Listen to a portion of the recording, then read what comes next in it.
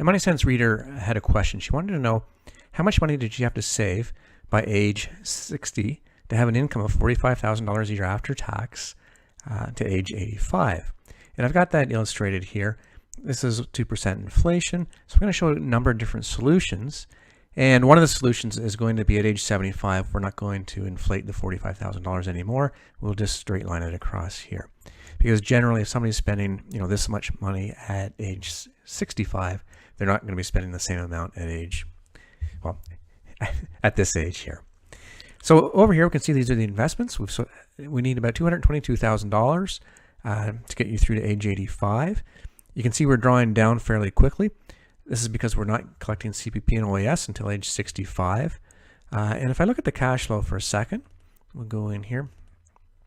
And this is in today's dollars. So this is what's coming from CPP and OAS, about $44,000. And really the rest of the money is just to get us up to the 45, but to pay the tax. So anyway, let's go ahead and look at some of the different solutions that we have here. We're just going to say what happens if we take CPP at age 60. And what we've got here, so this is the one that we just looked at. This is what has to be saved.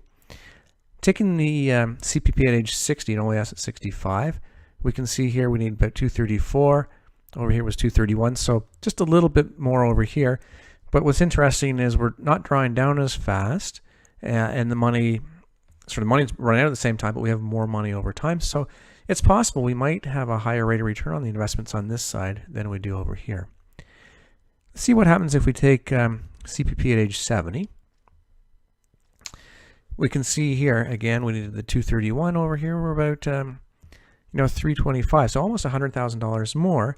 We're drawing down to age 70. We spent all their money, but look at what happens. Canada Pension Plan has grown quite a bit. So now we're actually saving money, and we have more money than we actually need. If we reduce the rate of return from 5% to 3%, sort of the same scenario here, 230, 260. Let's try something else. What if all the money's in RSPs rather than a non-registered account? Well, again, 230, 266. Okay. What if we stop inflating the $45,000 a year income? So we don't need to save as much. We had 231 over here, 219. And we can see we did spend down fairly quick, but at age 75, we stopped inflating the $45,000 a year after tax income. And we can see we start to have a surplus here. So anyway, I just wanted to give you a few different solutions so you can see it's not quite as simple as how much money do I need to save. It partly depends on when you're going to take CPP, depends on interest rates. Is the money coming from a non-registered account, a taxable account?